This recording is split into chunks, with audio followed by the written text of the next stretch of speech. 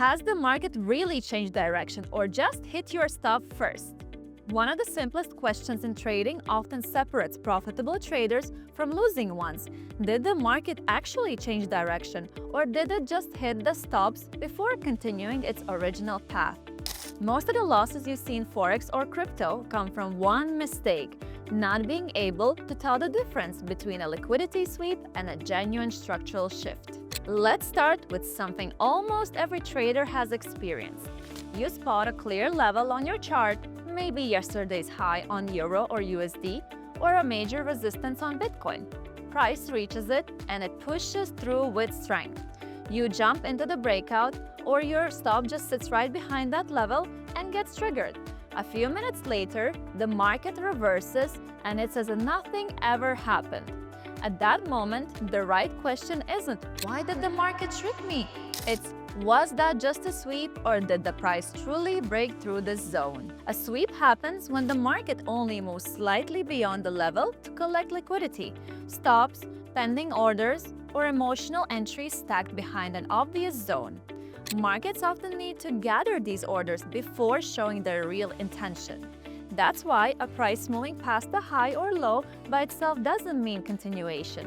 Often, it simply means those orders provided the fuel for the next move. This is where fake breakouts come in.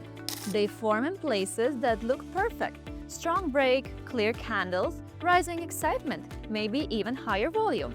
But one thing is missing: staying power. Price breaks a level but cannot hold above it. Professionals start getting cautious, while beginners usually gain confidence, thinking the breakout was real. Then comes reclaim, one of the most telling moments on a clean chart. A reclaim happens when price breaks through a level and quickly returns to retake it. Maybe it breaks resistance but drops back below and consolidates. Or maybe it loses support but soon climbs back above.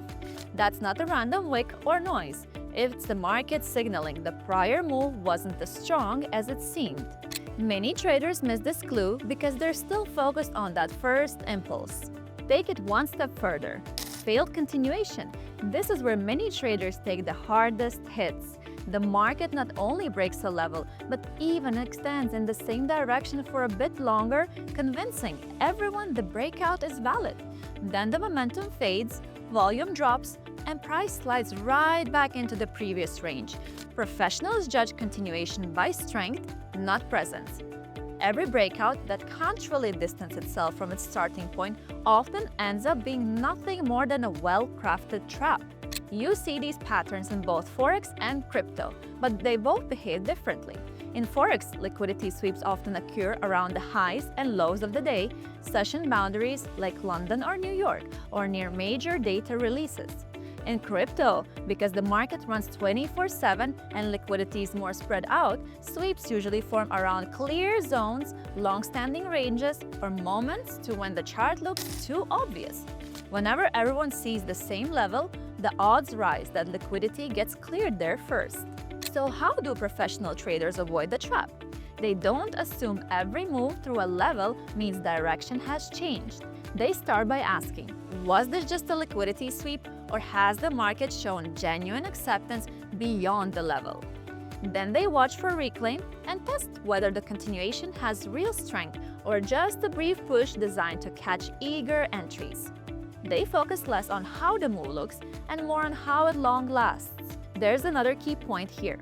Many traders see their stop hit and immediately assume their analysis was wrong, while in reality, the market simply reached the same logical zone they identified, only faster.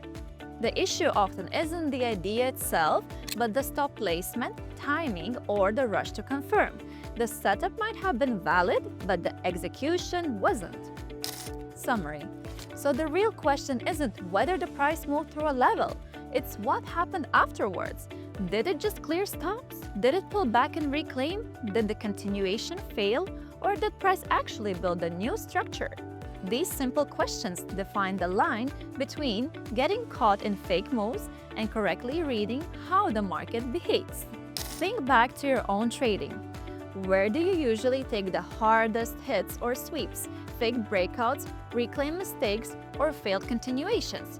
Share your thoughts and see how others recognize these patterns in their trades.